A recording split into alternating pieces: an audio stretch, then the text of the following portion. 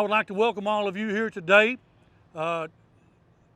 We are here on behalf of the Free Hand for Truth Society. My name is Joe King, and I am the spokesman for the Free Hand for Truth Society. We would like to especially thank the Magnolia Green Association for allowing us to conduct this event here today. It has been a long journey. We knocked over 140 different media outlets, organizations, institutions to try and get this message delivered. And Magnolia Green Association were the first ones that even replied and allowed us. But what that is proof. That is proof of the battle that we're fighting and the principles that we have to use in this battle. And I will read one of those principles to you. There is a principle, which is a bar against all information, which is proof against all arguments, and which cannot fail to keep a man in everlasting ignorance. That principle is contempt prior to investigation. We're gathered here today because all of us are united in one thing. We are tired of being lied to, and we are tired of being tyrannized. My definition of tyranny is quite simple. When we have a government that lies to us, spies on us, and steals from us, we're being tyrannized. And I think we can all agree that that is the condition, that we're in today, and something needs to be done about it. I'm a simple man with a debt to pay. At the end of this speech, if it's close to an hour, whatever, I will have paid that debt by delivering this message. And you, as few as you are, you will have been witness to history, and you will be a part of history that will move from this moment on and will rock the foundations of this nation and change and rewrite history for 90 years. So thank you for coming and helping and being a part of this.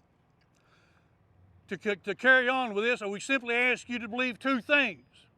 Number one, all things are connected through the fabric of creation. Number two, we teach by example and we learn by experience. Keep those two things in mind as we go along. As I stated, I am a member of the Free Hand for Truth Society.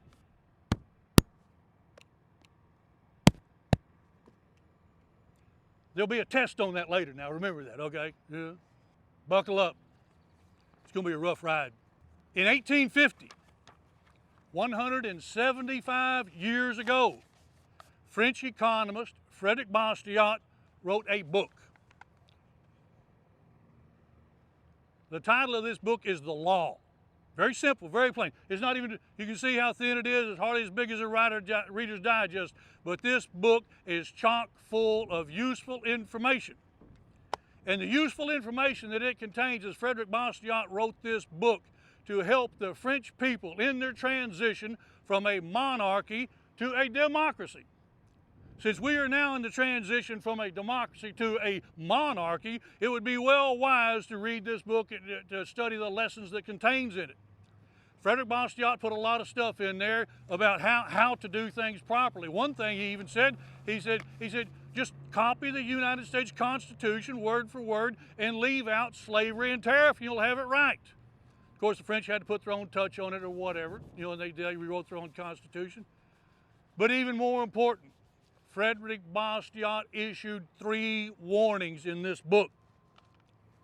In 1850, 175 years ago, he stated and declared that the 3 cancers, destroyers, and enemies of a democracy are communism, socialism, and protectionism.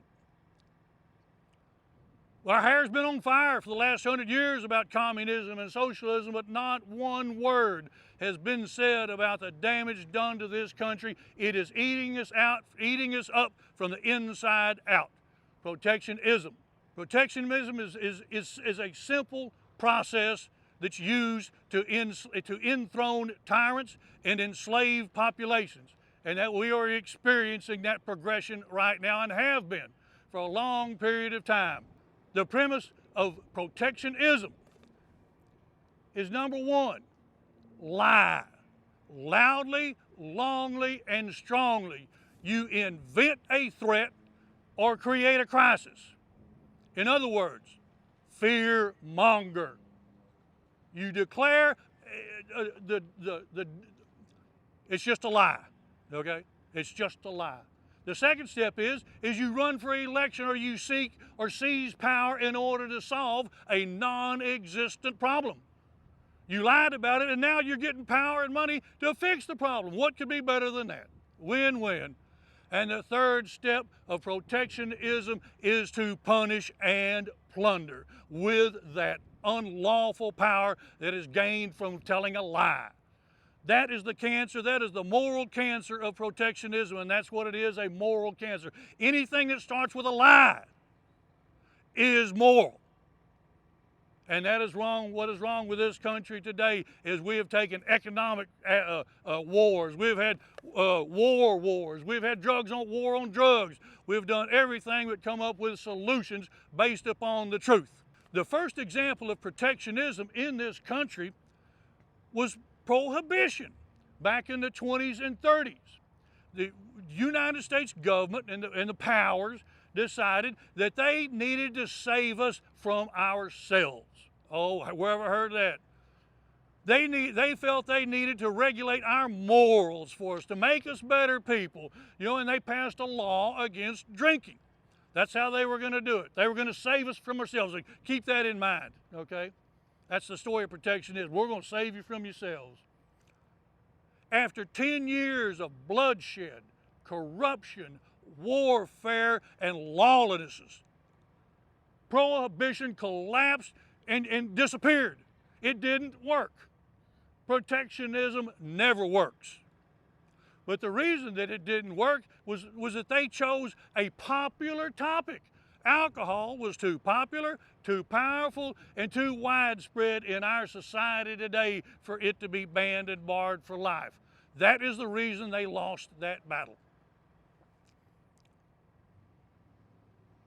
Moving on from there, after Prohibition was ended, all the enforcement bureaucracy that was built up to enforce Prohibition was out of a job now. They didn't have a job, they didn't have any power, they didn't have money. Oh my God, what do? Go reach out in that bag of tricks and pull you out another protectionism. Harry Anslinger started lobbying Congress, judges, mayors, everybody that there was against the perils of marijuana. He declared it to be a bigger menace than World War I. He started lying about the dangers and difficulties or the problems of marijuana. You know? Well, there was no law against marijuana on the book. It was no law against selling it, growing it, possessing. There was no laws against marijuana. It was a weed that grows on the side of the road. But Harry Anslinger needed power. So he lied about it and he lobbied and he sought that power that I'm talking about to be able to solve a non-existent problem. And it worked. And it worked so well that it still works today because he chose a minority topic, a marginalized subject, a disenfranchised population. He said, if our kids keep smoking marijuana, they're going to turn into a brown menace, just like the people that are smoking it. You know, it was racist. Think of all the money that has been spent since marijuana was declared illegal, criminalized. Lawyers, the cost of investigations, the cost of prosecutions, courts, lawyers, the cost of incarceration, the cost of that person's career, the family that they think of all the money that could have been saved if that law had never passed.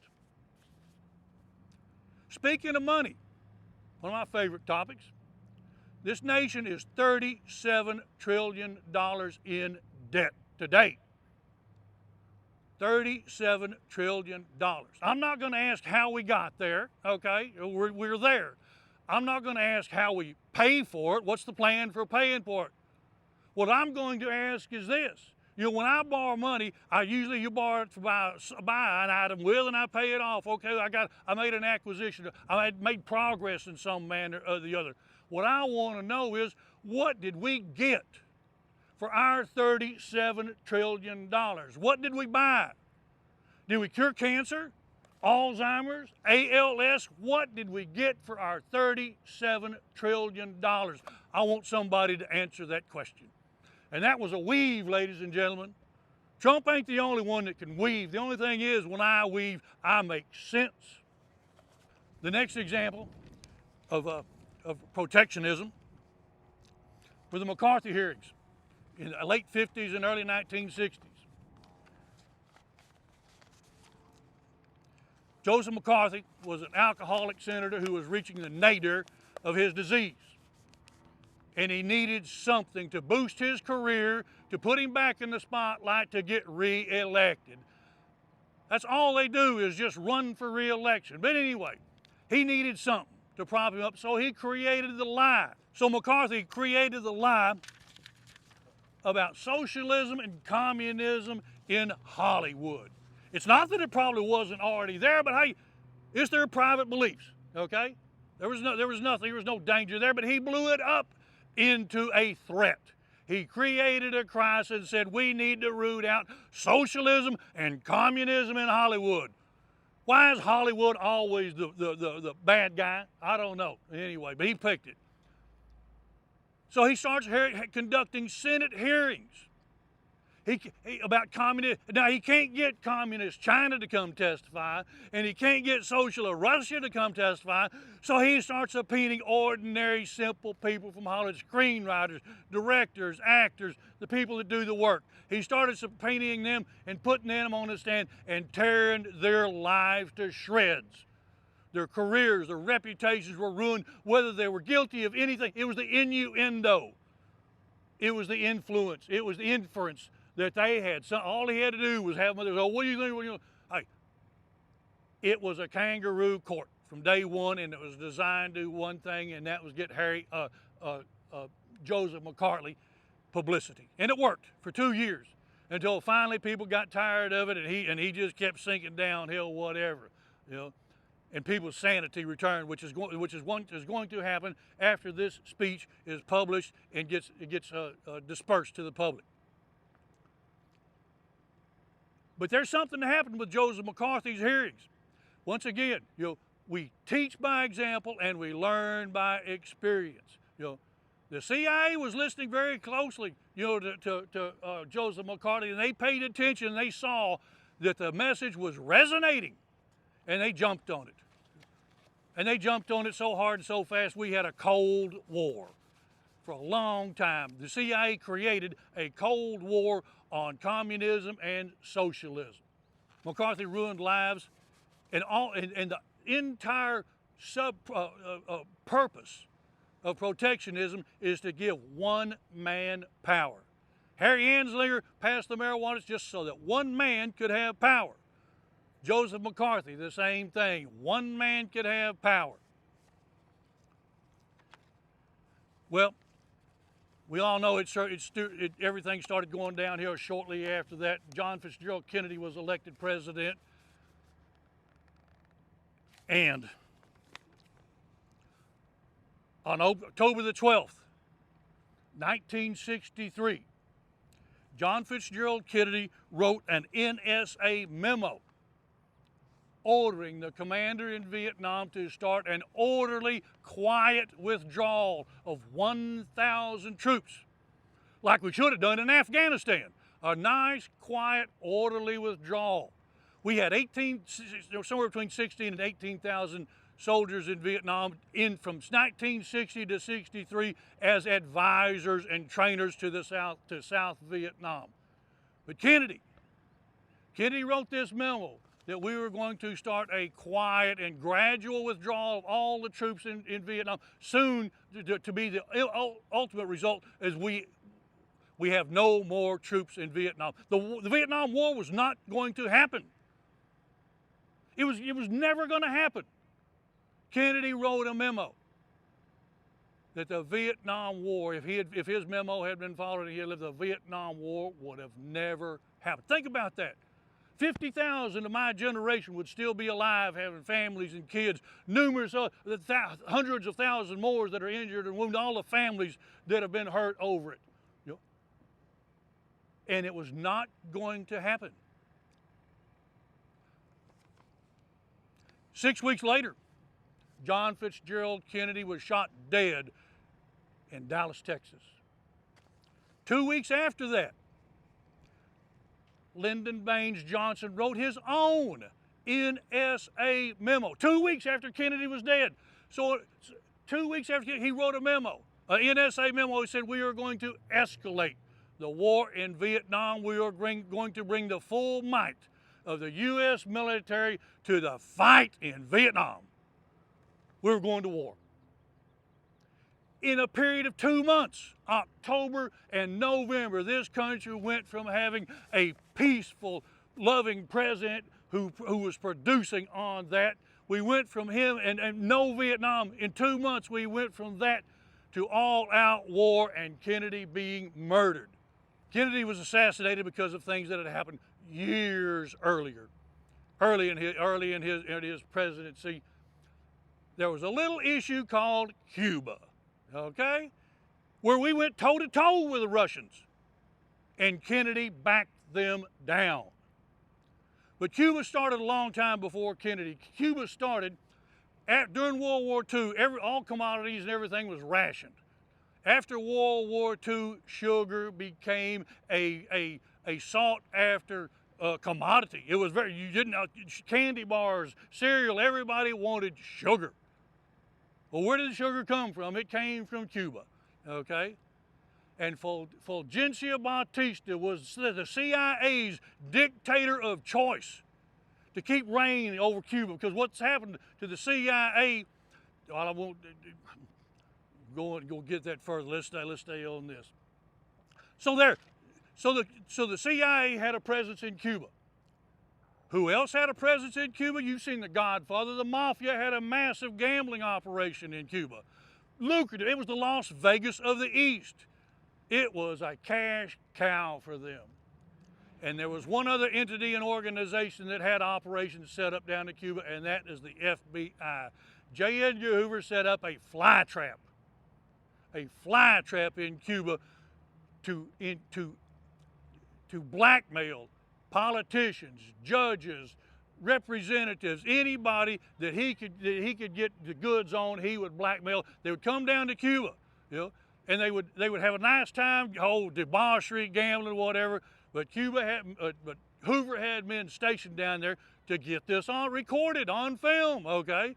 And when they came back to Washington, Hoover would say, well, you had a good time down in Cuba, I heard. You wouldn't want your wife to find out about this. You wouldn't want your constituents. Don't worry about it.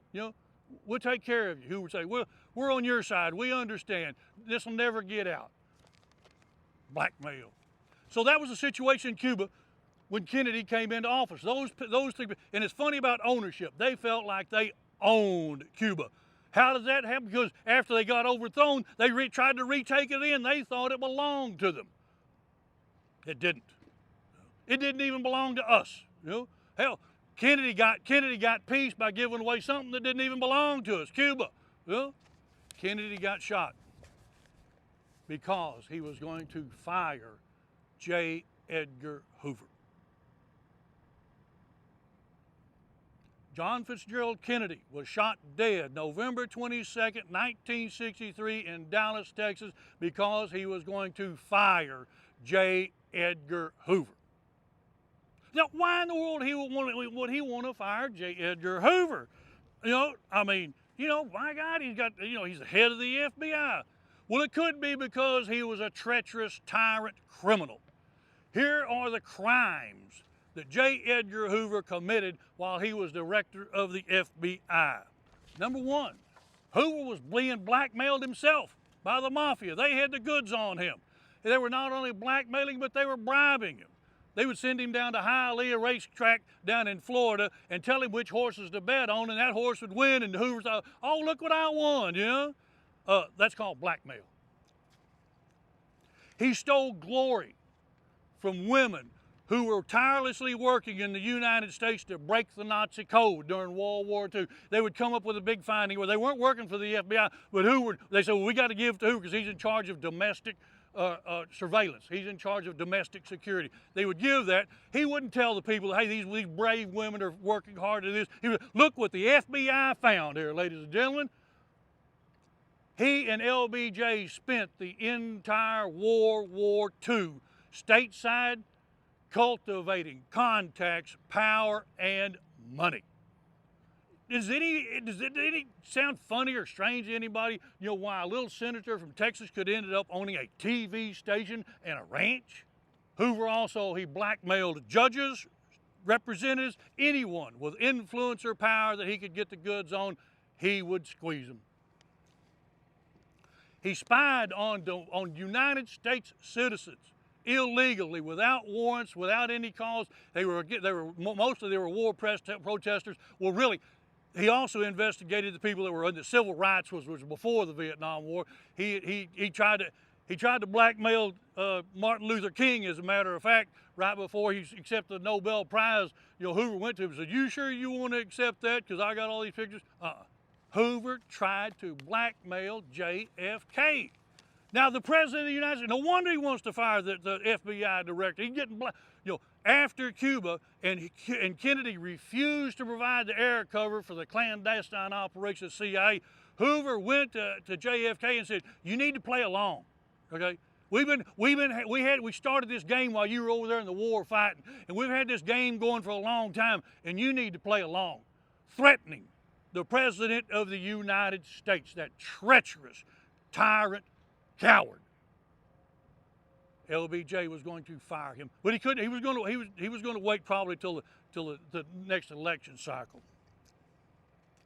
The last thing they did was Hoover covered up the assassination. It's not an assassination. Assassination has something to do with political cause.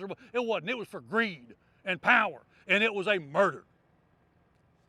And J. Edgar Hoover conspired to cover it up. The FBI was tasked with providing the information to the Warren Commission, all the evidence, and Hoover tailored that information so that it would fit the profile of a lone assassin, poor old Oswald.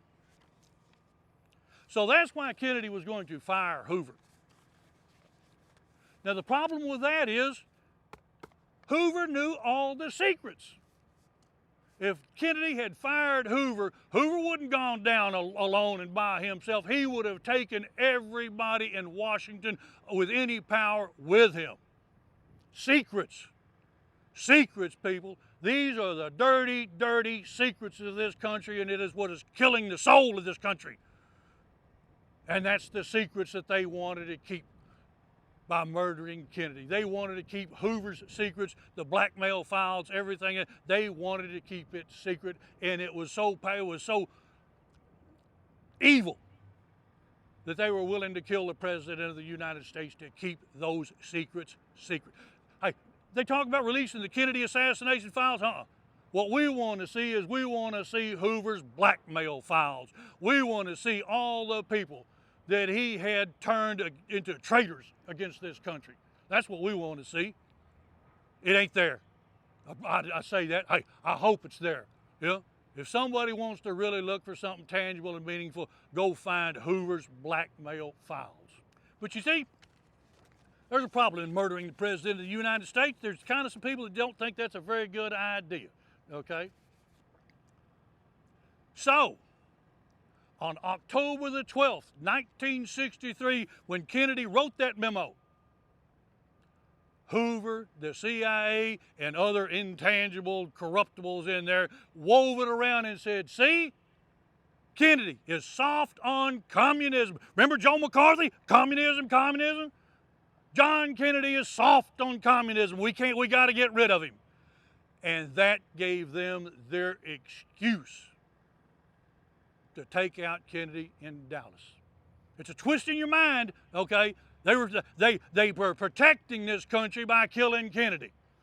That's the twist that they made in their mind, that is through protectionism, which starts with a lie.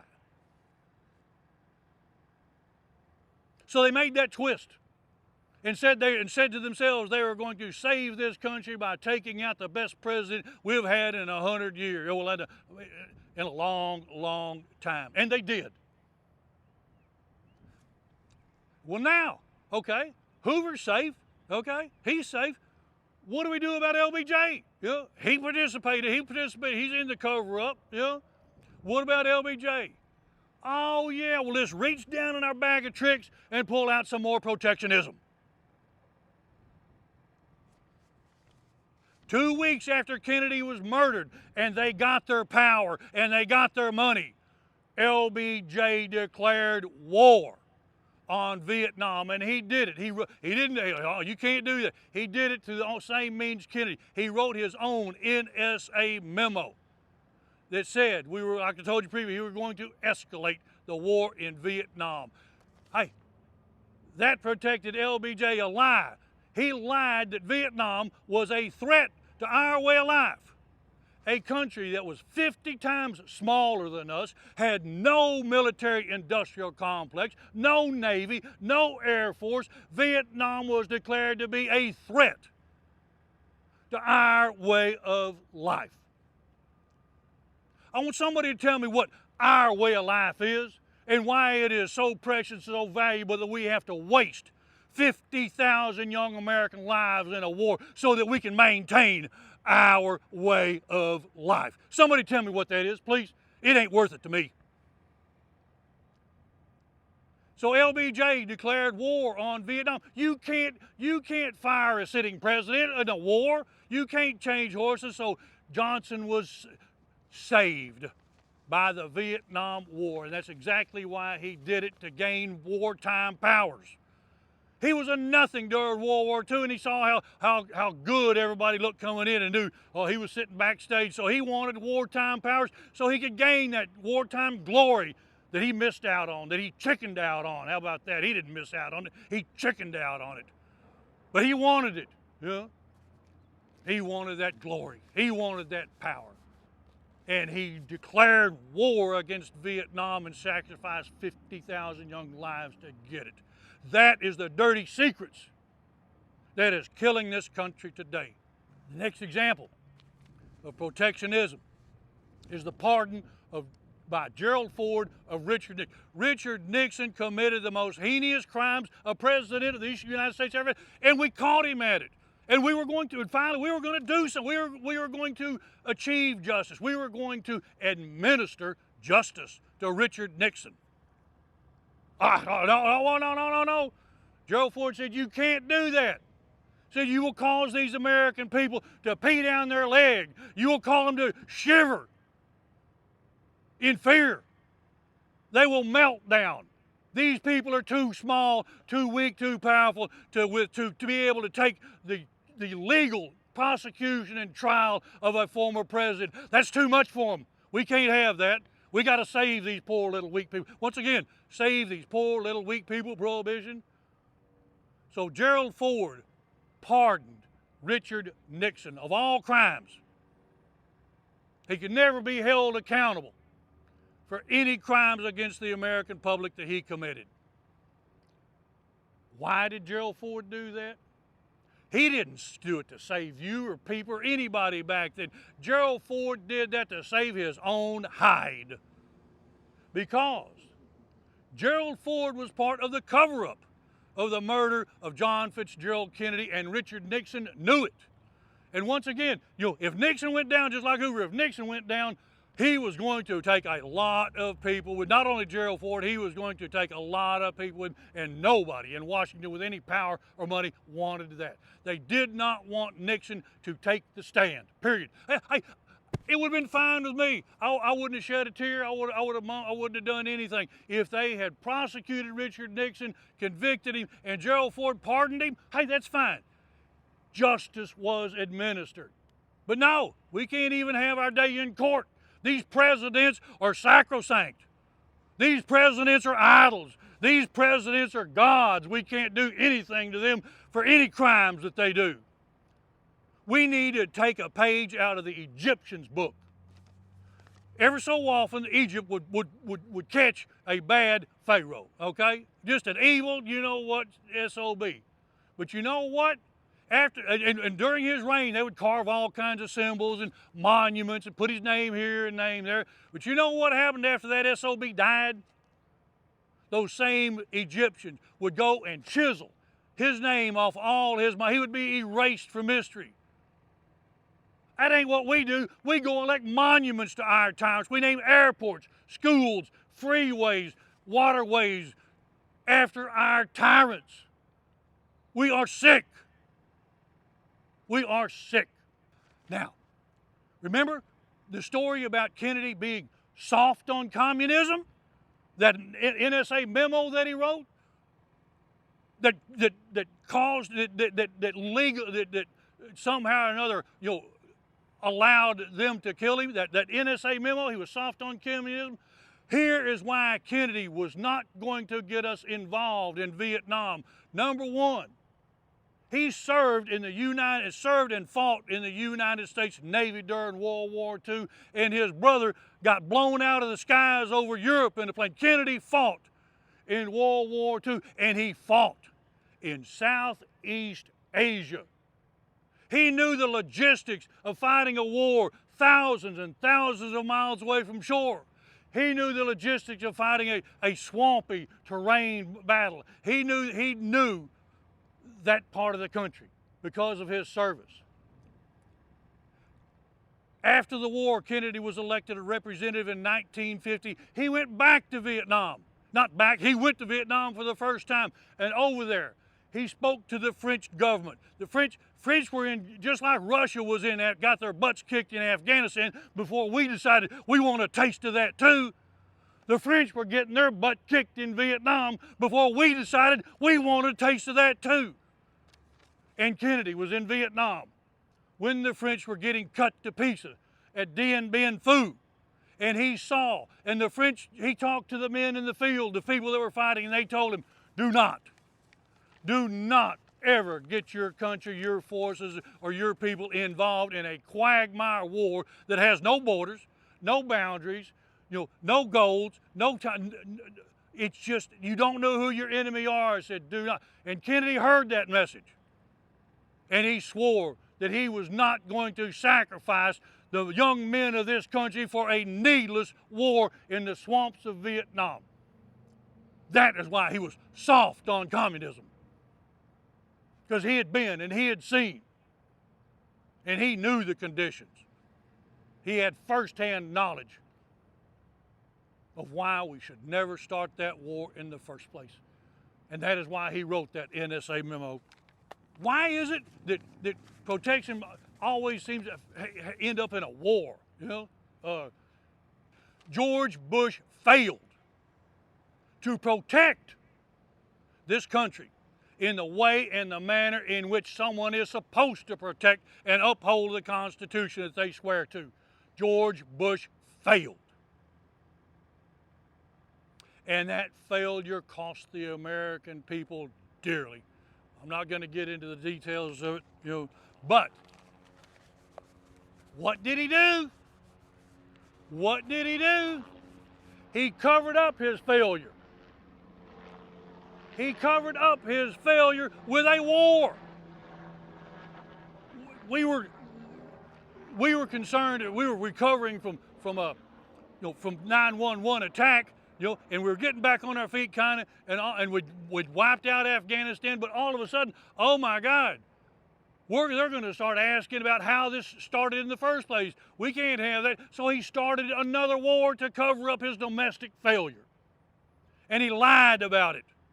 Blatantly. There's never been a more blatant lie told by a president or a sitting government that there was yellow cake uranium in Iraq that was determined that it was going to be made into an atomic bomb. That is the biggest lie public. He told it in public.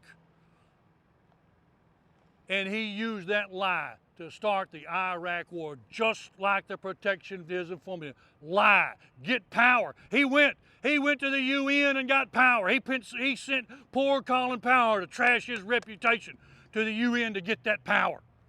He got that power. And then when he went to Iraq, he chewed up our National Guard. He chewed them up. In Vietnam, you only had to spend 1 year. You get 1 year in hell, hey, you're out of there. In Iraq, he kept recycling our National Guard and just chewed them to pieces.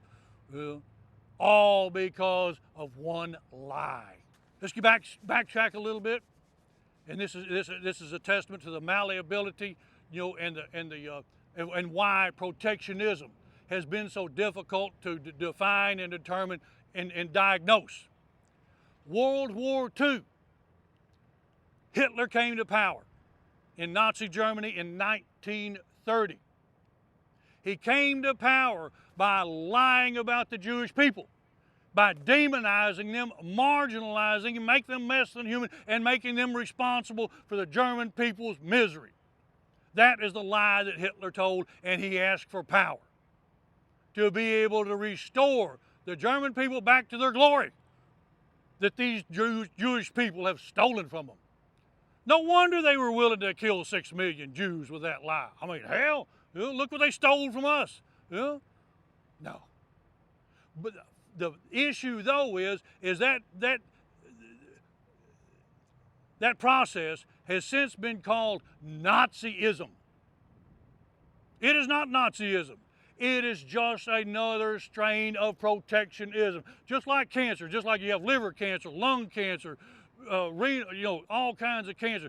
Protectionism can attack any subject, any object, any person, anything at all. Any idea, it can attack an idea. So Nazism is not Nazism. It is protectionism, and it is still alive today.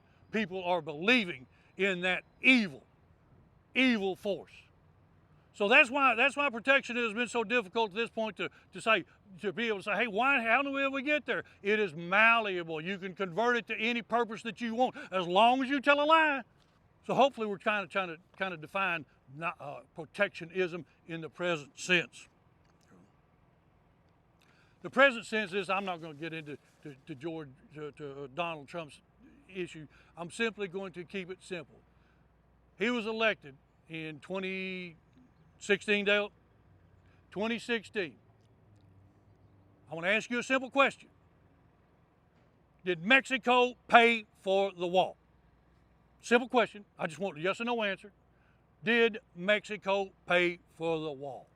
I think I know that answer. The second thing is, did the criminal Secretary of State Hillary Clinton get locked up? Yes or no? No. I would have liked to have seen if Hillary Clinton committed a crime, I would have loved to have seen her prosecuted and justice administered, just like for Nixon. But apparently that wasn't the case. The third thing is quite simply this. Has the swamp been drained and paved over for development? No. It's even worse than it ever was. It's worse. So that's the present condition that we're in. We are being tyrannized. And we have been being tyrannized by Democrats and Republicans. This is not political. This is good versus evil. This is truth versus lies. You have to pick a choice from this point on. And you have to pick a choice for one reason. You have been told the truth. The Free Hand for Truth Society is the only thing on this earth that has enough respect for the people of this country and the people of the world to tell them the truth. And you have received that truth today. Martin Luther King went to the mountaintop and came back and told the people what he had found. Rena, Glenn, y'all are standing on top of that mountaintop right now. That same mountaintop that Martin Luther King visited, you are standing on that mountaintop right now. And I can prove it. Right now, today, we're at the highest technological advancement. We got the latest gadgetry. Tomorrow we'll have some more trickier or whatever, but right now we're at the top of the line gadget-wise and intelligence-wise in this country, okay? What y'all are at the top of is you are the first people in the history of the world to know the absolute truth about the condition that this country is in. You are history. You are history.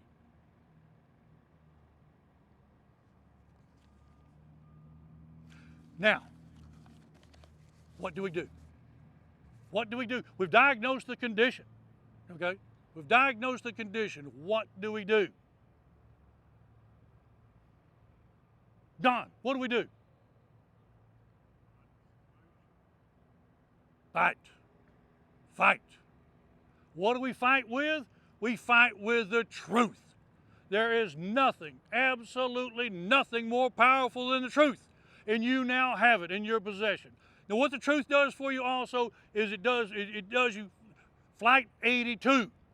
Flight 82 is the best example of what the truth will do for people as anything that there is in modern history. Flight 82 were the only people in the air that day that knew their true condition.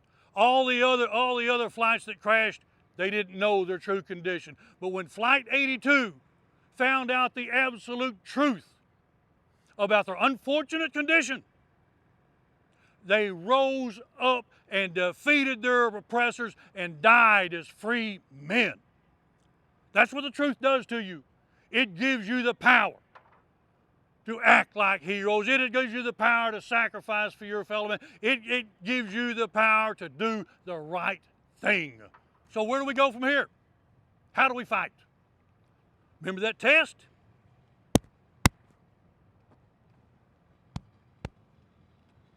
The members of the Free Hand for Truth Society are tough enough to handle the truth and smart enough to find it. That's how you battle. Anytime anybody starts giving you any bullshit, telling lies, spouting their propaganda bullshit, you don't even have to say a word. Just simply go, I'm tough enough to handle the truth, SOB, and I'm smart enough to find it. And I'm tired. I am tired of being lied to. I'm tired of being lied to. That's what that says. And that's how you channel the power of the truth. The other thing is, we have some stickers over here. We have joined the Free Hand for Truth Party online. Our website is up over there. Join the Free Hand for Truth Party. The Free Hand for Truth Society. We're going to have a party. It's going to be fun. But we are the Free Hand for Truth Society. Okay, join it for 20 bucks. We put it at 20 bucks because we don't want the money. We want to find out how many people got this message of absolute truth. And that 20 bucks will tell us. It'll tell us that there's a person who's willing to spend their hard-earned money to fight for the absolute truth, because that is the only thing. That is the only thing that is going to save our great nation and country. And this is where it starts. This is where it starts. The world changed today. Right now, the world changed. It doesn't feel it. It doesn't know. It doesn't know what is fixing to hit them, that they are fixing to get hit with a tsunami of truth that will take the power knock the power right out from under them. Because, ladies and gentlemen, what we must do from this point on is we must grasp the sword of justice, shield ourselves with the truth, and shoulder the burden that history will bestow upon us if we fail to fight for our freedom and our children's future. God bless us. Let's get to work.